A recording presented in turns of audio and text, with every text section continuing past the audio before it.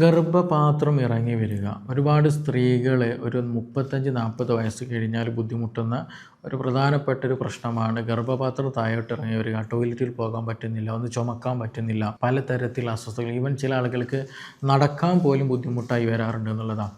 അപ്പോൾ എന്തുകൊണ്ടാണ് ഗർഭപാത്രം ഇറങ്ങി വരുന്നത്? എന്താണ് അതിന് പ്രധാന റീസൺ? എന്തുകൊണ്ടാണ് ഇന്നത്തെ കാലത്ത് അത് കൂടി വന്നിട്ടുള്ളത്? നമ്മൾ നിർബന്ധമായിട്ടും അറിഞ്ഞിരിക്കേണ്ട ഒരു വസ്തുതയാണ്.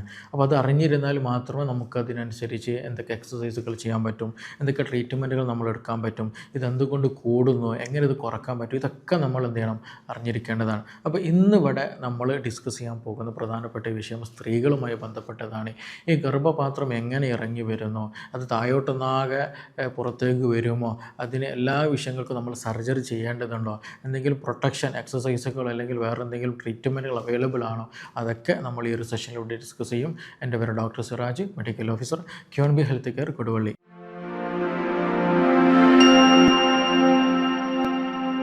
നമുക്കറിയാം, നമ്മുടെ കാലിൻ്റെ ഇടയിലുള്ള നമ്മുടെ ഒരു ഭാഗം ഉണ്ടല്ലോ, സ്വകാര്യ ഭാഗം, അവിടെ എന്താണ് ഒരു പെൽവിക് ഫ്ലോർ എന്ന് പറയുന്ന ഒരു ഏരിയ ഉണ്ട്. കുറച്ച് മസിൽസുകളുണ്ട്. ഈ പെൽവിക് ഫ്ലോർ ഉണ്ടാകുന്ന മസിലുകൾ, ആ ഫ്ലോർ വീക്കായി പോകുമ്പോൾ എന്ത് ചെയ്യും, നമ്മുടെ വയറിലുണ്ടാകുന്ന പല ഘടകങ്ങൾ, നമ്മുടെ പെൽവിക്കിൽ ഉണ്ടാകുന്ന പല ഓർഗൻസുകളൊക്കെ എന്ത് ചെയ്യും, താഴോട്ട് വരുന്ന ഒരു അവസ്ഥ വരുന്നുള്ളതാണ്. അപ്പോൾ ഈ ഒരു സമയത്താണ് മിക്ക ആളുകൾക്കും ഈ പറഞ്ഞതുപോലെയുള്ള ഗർഭപാത്രം താഴോട്ട് ഇറങ്ങി വരുന്നെന്ന് പറയുന്ന ബുദ്ധിമുട്ടുണ്ടാകൽ. ഇത് ചില ആളുകൾക്ക് ഉണ്ടായിരിക്കും, എന്ത് ചെയ്യും, നമ്മൾ ശാരീരികമായിട്ട് ബന്ധപ്പെടുന്ന സമയത്ത് വേദന അനുഭവപ്പെടുക, എന്തെങ്കിലും ഡിസ്കംഫർട്ട് ഫീൽ ചെയ്യുക, അതേപോലെ തന്നെ ചില സമയത്ത് ബ്ലീഡിങ് വരിക, അതേപോലെ തന്നെയാണ് ചില ആളുകൾക്ക് എന്തോ ഒരു സംഗതി താഴോട്ട് വരുന്ന പോലെ ഫീൽ ചെയ്യും, ചില ആൾക്കത് അനുഭവപ്പെടുക തന്നെ ചെയ്യും. അതേപോലെ തന്നെയാണ് ചിലപ്പോൾ എന്ത് ചെയ്യും, നമുക്ക് ചുമക്കാൻ പറ്റില്ല, തുമ്മാൻ പറ്റില്ല, അപ്പോഴൊക്കെ അവിടെ ഒരു ഹെവിനെസ് താഴോട്ട് വരുന്നത് പോലെ വലിയ തോതിൽ അനുഭവപ്പെടുക എന്നുള്ളതാണ്. അതിൻ്റെ ഒരു പ്രധാന ലക്ഷണം എന്ന് പറയുന്നത് അങ്ങനെ ഒരു ഫീലിംഗ് നമ്മുടെ ബോഡിയിൽ ഉണ്ടാകുന്നതാണ്. ഇത് പല കാറ്റഗറി ആയിട്ട് കാണാറുണ്ട് എന്നുള്ളത്. ചില ആളുകൾക്ക് എന്ത് ചെയ്യും, നമ്മുടെ വെജനയിൽ മുകളിലായിട്ട് വരും, ചിലപ്പോൾ വെജനയിലും തുടക്കത്തിലാവും, ചിലപ്പോൾ വെജനയിലേക്ക് ഇറങ്ങി വരും, ചിലപ്പോൾ പുറത്തേക്ക് എത്തുന്ന രീതിയിലൊക്കെ വരും എന്നുള്ളതാണ്. അപ്പോൾ പല കാറ്റഗറി ആയിട്ട് നമുക്കിത് തിരിക്കാൻ പറ്റും. എല്ലാത്തിനും പോയിട്ട് നമ്മൾ സർജറി ചെയ്യേണ്ടതൊന്നുമില്ല.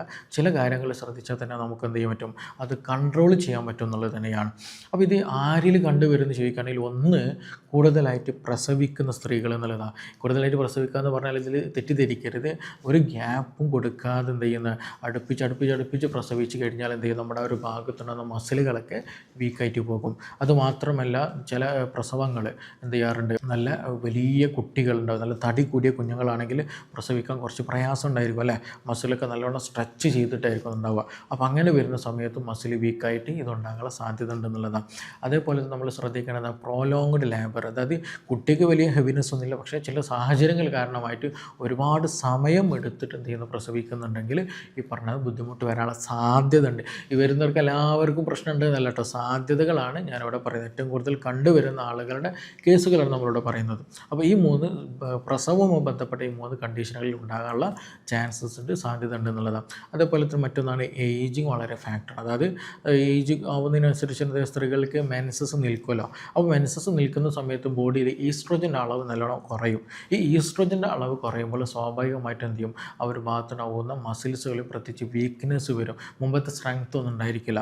അപ്പോൾ സ്വാഭാവികമായിട്ടും വരും. ഏറ്റവും കൂടുതൽ ആളുകൾ പ്രയാസപ്പെടുന്നത്, അതായത് ചിലപ്പോൾ പ്രഗ്നൻസി പോലും കഴിയാത്ത ആളുകളുണ്ടായിരിക്കാം, അല്ലെങ്കിൽ ചിലപ്പോൾ 1-2 പ്രഗ്നൻസി തുടക്കത്തിൽ കഴിഞ്ഞതായിരിക്കും, അതായത് കൂടുതൽ പ്രസവിച്ചതുണ്ടായിരിക്കില്ല.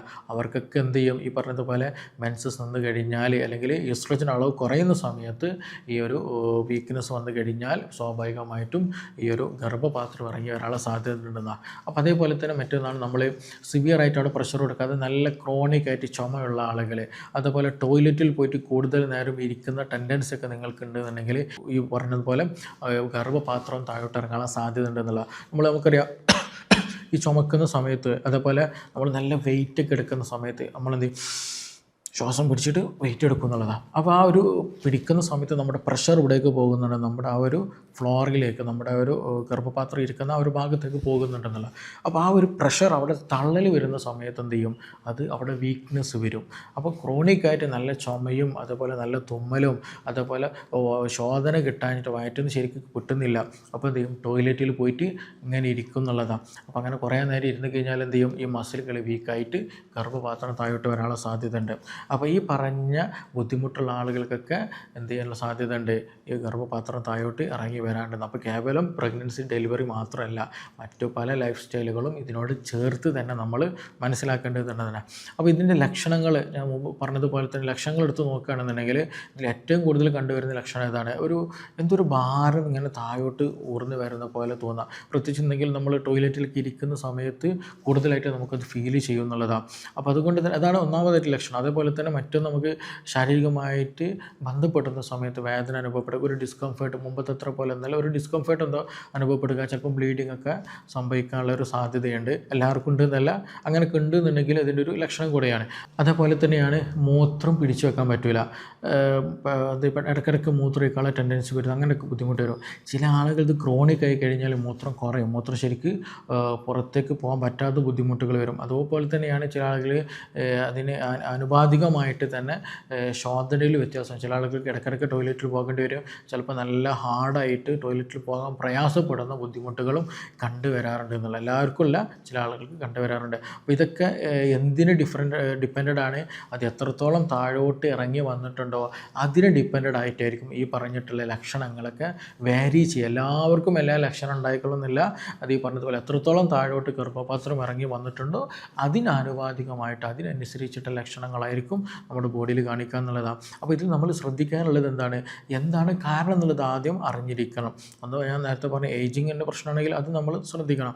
അതേപോലെ കൂടുതൽ വീക്ക്നെസ് വന്നിട്ടുള്ളത്, എന്തെങ്കിലും കോൺസ്റ്റിപ്പേഷൻ, വയറ് ഉറച്ചിട്ട് കൂടുതൽ ടോയ്ലറ്റിൽ ഇരുന്നിട്ടുള്ളതാണ്, അല്ലെങ്കിൽ നല്ല ക്രോണിക്കായിട്ട് എന്താ പറയുക ചുമ ഉള്ളതാണ്, അല്ലെങ്കിൽ നിങ്ങൾ നല്ല രീതിയിൽ വെയിറ്റ് എടുക്കുന്ന ആളുകളാണ്. അപ്പോൾ ഏതാണ് റീസൺ എന്നുള്ളത് ഫൈൻഡ് ഔട്ട് ചെയ്തിട്ട് അതൊക്കെ നമ്മൾ എന്ത് ചെയ്യണം, ആദ്യം ക്ലിയർ ചെയ്യാൻ നോക്കൽ വളരെ ഇമ്പോർട്ടൻ്റ് ആണെന്നുള്ളതാണ്. ഇനി ഇതിൻ്റെ ട്രീറ്റ്മെൻറ്റിലേക്ക് നോക്കുകയാണെന്നുണ്ടെങ്കിൽ എന്താണ് നമുക്കിത് ട്രീറ്റ്മെൻറ്റിൽ ചെയ്യാനുള്ളത്, ആ പറഞ്ഞിട്ടുള്ള പെൽവിക് ഫ്ലോർ മസിൽ സ്ട്രെങ്ത് ചെയ്താൽ, അതിന് ഉറപ്പ് കിട്ടിയാൽ എന്ത് ചെയ്യും, ഈ പ്രശ്നം സോൾവ് ആകുന്നുള്ളതാണ്. സിമ്പിളാണ്. ആ ഒരു പെൽവിക് ഫ്ലോർ മസിൽ സ്ട്രെങ്ത് കിട്ടിക്കഴിഞ്ഞാൽ പ്രശ്നങ്ങൾ നിൽക്കുന്നുള്ളതാണ്. അപ്പോൾ ആ ഒരു മെത്തേഡിലേക്ക് നോക്കുകയാണെങ്കിൽ ഒന്ന് നമുക്കിത് ഹെൽപ്പ് ചെയ്യാൻ പറ്റുന്നതാണ് കീഗൽ എക്സസൈസ് എന്ന് പറയും, കീഗൽ വ്യായാമം എന്ന് പറയും. അത് നമ്മൾ യൂട്യൂബിലൊക്കെ സെർച്ച് ചെയ്താൽ കിട്ടുന്നത്. അതായത് നമ്മുടെ ഈ ഒരു ഭാഗത്തുണ്ടാകുന്ന പെൽവിക് ഫ്ലോറിലെ മസിലുകൾ കോൺട്രാക്ഷനും റിലാക്സേഷനും നന്നായിട്ട് ഉണ്ടാക്കുകയും അവിടെ സർക്കുലേഷൻ കൂട്ടുകയും നല്ല രീതിയിൽ സ്ട്രെങ്ത് കിട്ടാനും ഹെൽപ്പ് ചെയ്യുന്നൊരു വ്യായാമമാണ്, എക്സസൈസാണ് ഈ പറഞ്ഞിട്ടുള്ള കീഗൽ എക്സസൈസ് പറയുന്നത്. അപ്പോൾ അതുകൊണ്ട് തന്നെ എന്ത് ചെയ്യാം, ഇത് ഫസ്റ്റ് ഗ്രേഡിലുള്ള ആളുകളൊക്കെ ആണെന്നുണ്ടെങ്കിൽ എന്ത് ചെയ്യാം, ഈ പറഞ്ഞ എക്സസൈസ് ചെയ്യൽ വളരെ ഇമ്പോർട്ടൻ്റ് ആണ്. അതുപോലെ കൂടുതൽ ഡെലിവറി നടത്തിയ കേസുകളൊക്കെ ആണെന്നുണ്ടെങ്കിൽ ഈവൻ ഇതൊരു അസുഖമായിട്ട് നിങ്ങൾക്ക് ബാധിച്ചിട്ടില്ലെങ്കിൽ പോലും കീഗൽ എക്സസൈസ് എന്താ ചെയ്യുക, പ്രാക്ടീസ് ചെയ്യൽ നല്ലതാണ്. ഭാവിയിലേക്ക് ഇതുപോലെ ബുദ്ധിമുട്ടുകൾ വരാതെ സംരക്ഷിക്കാനും ഈ എക്സസൈസ് നന്നായിട്ട് ഹെൽപ്പ് ചെയ്യും എന്നുള്ളതാണ്. ഇനി രണ്ടാമതൊരു ഓപ്ഷൻ നമുക്കുള്ള എന്താ വെച്ചാൽ പെസറീസുകൾ വെക്കുക എന്നുള്ളതാണ്. അതായത് ഈ താഴോട്ട് വരുന്ന ഈ ഒരു ഗർഭപാത്രം ഉണ്ടല്ലോ, അത് വരാതെ സപ്പോർട്ട് ചെയ്തിട്ടുള്ള ചില ഇൻസ്ട്രുമെൻസുകൾ, ചില കാര്യങ്ങൾ വെക്കുക എന്നുള്ളതാണ്. ചെറിയൊരു മൈനർ പ്രോസസ്സാണ്. അത് വെജൈനയിലൂടെ ഇൻസേർട്ട് ചെയ്യുന്നതാണ്.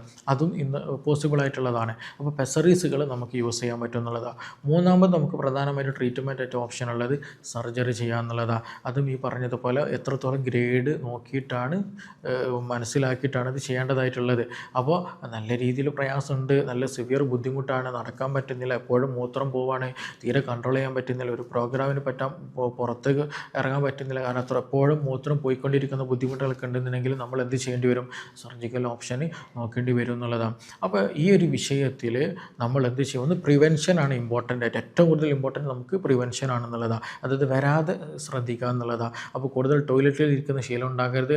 അമിതമായിട്ട് ചുമയും കാര്യങ്ങളുണ്ടെങ്കിൽ അത് ശ്രദ്ധിക്കേണ്ടതുണ്ട്. അതേപോലെ തന്നെയാണ് കൂടുതൽ പ്രഗ്നൻസി കാര്യങ്ങളൊക്കെ കഴിഞ്ഞ ആളുകളാണെന്നുണ്ടെങ്കിൽ നിർബന്ധമായിട്ടും എന്ത് ചെയ്യുക, ഈ പറഞ്ഞ എക്സസൈസ് കാര്യങ്ങളൊക്കെ ഒന്ന് ചെയ്യുകയും ചെയ്യാന്നുള്ളത്. അപ്പോൾ ഇത് ട്രീറ്റ്മെൻറ്റ് അവൈലബിൾ ആണ്. നമ്മൾ എന്ത് ചെയ്യണം, പ്രിവെൻഷൻ പെർഫെക്റ്റ് ആയിട്ട് കൊണ്ടുപോവുകയാണെങ്കിൽ ബുദ്ധിമുട്ടില്ലാതെ നമുക്ക് മുന്നോട്ട് പോകാൻ പറ്റുമെന്നുള്ളത് തന്നെയാണ്. അപ്പോൾ ഈ വിഷയത്തിൽ നിങ്ങൾക്ക് എന്തെങ്കിലും സംശയങ്ങളുണ്ട്, കൂടുതലൊക്കെ അറിയാനൊക്കെ താല്പര്യമുണ്ടെങ്കിൽ എന്ത് ചെയ്യുക, താഴെ തന്നിട്ടുള്ള നമ്പറിൽ ബന്ധപ്പെടാവുന്നതാണ്. നമുക്കിനി മറ്റൊരു വിഷയവുമായി ബന്ധപ്പെട്ടിട്ട് വീണ്ടും കാണാം. Thank you.